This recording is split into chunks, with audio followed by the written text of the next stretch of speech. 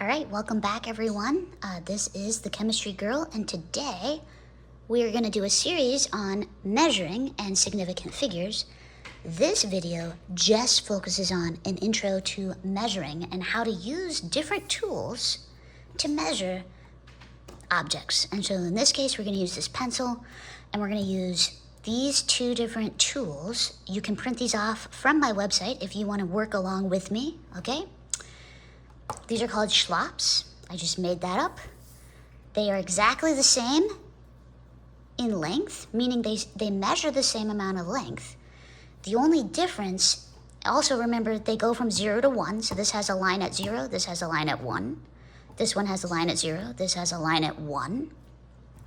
And the only difference is that this Schlop has no lines in between 0 and 1. However, this Schlop does. So this Schlop has a line 1, 2, 3, 4, 5, 6, 7, 8, 9. It has 9 lines in between 0 and 1. And so we'll get back to those differences in the next video. Today, we're really just focusing on measuring and how do we measure distance or length properly. So I'm going to write my measurements here to the left. I'm going to move this Schlop away for now. I'm just going to focus on using this Schlop so that we don't get confused. I'm going to write my measurements off to the left here. So if we take the first Schlop, the Schlop without the lines, and I'm going to use red so that we can differentiate. This one's going to be my red Schlop. And when you're measuring the length of any object, you want to start by putting your measuring tool, the 0, at the very end of that object. And then it looks like this object's actually a little bit longer than my measuring tool. So what I'm going to do is I'm going to just make a little mark right here at the end so that I can see, okay, well, that's where it ended. And I'm going to move my 0 again to the end, to where my mark is. And then I'm going to make a marking here. And I'm going to look and I'm going to see about where I think that line is. And so I'm going to measure 1 point, and then I'm going to have to make a guess. So the reason I can write 1 is because when I start over here, I see that this pencil is definitely 1. It's actually more than 1.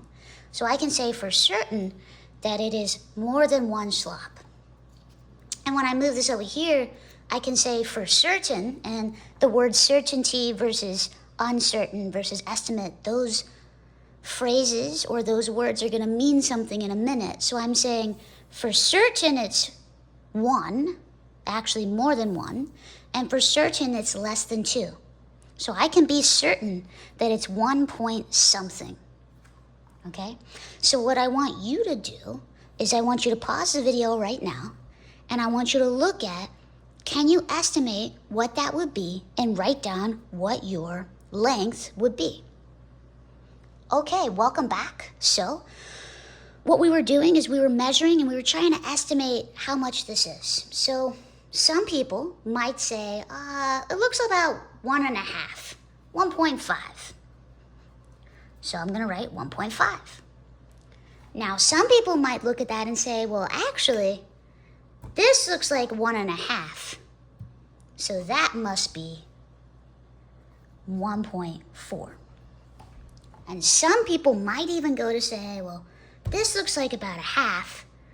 Maybe we could argue that's 1.3. Maybe.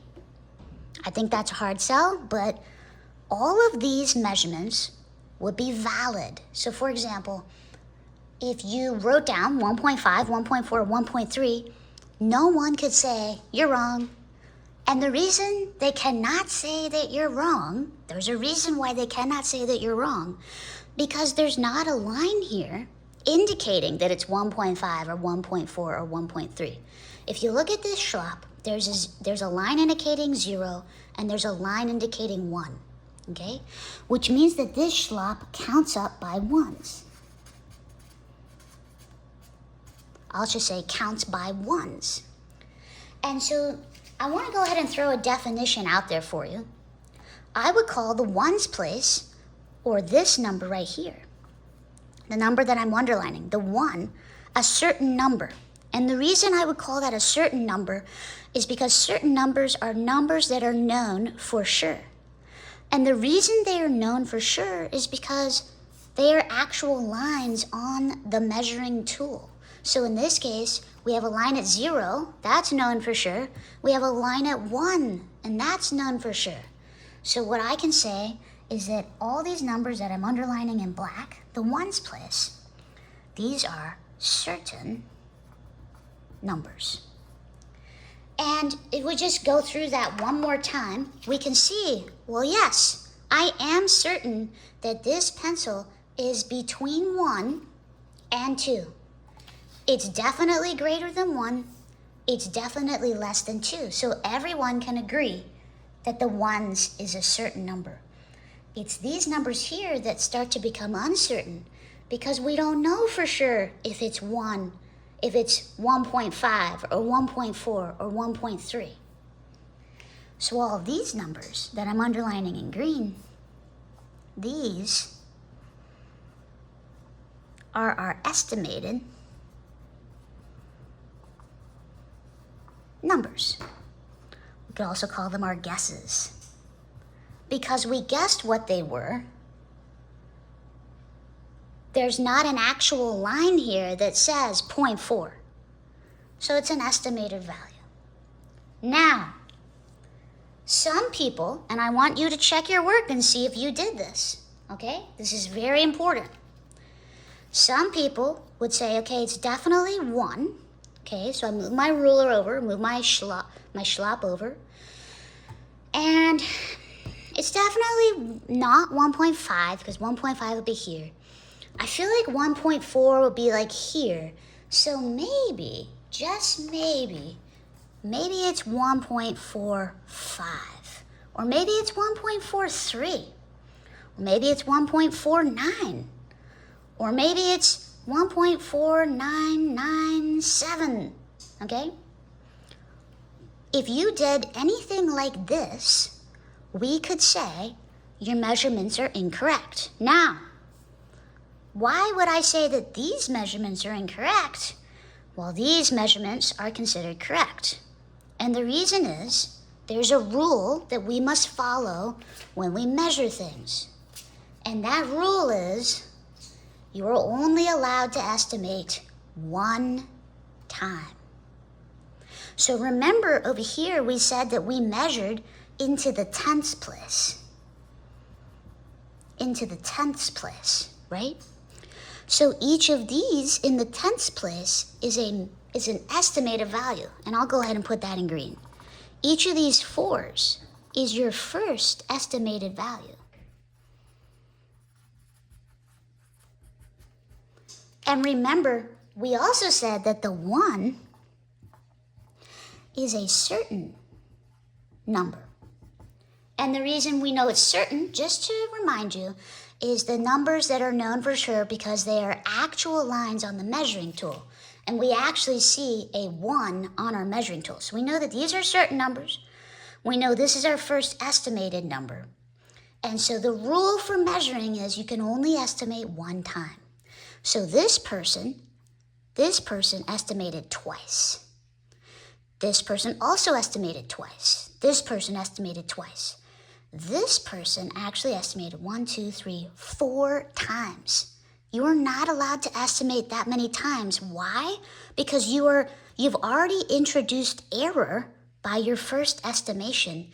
You should not continue to introduce error by continuing to estimate more and more and more.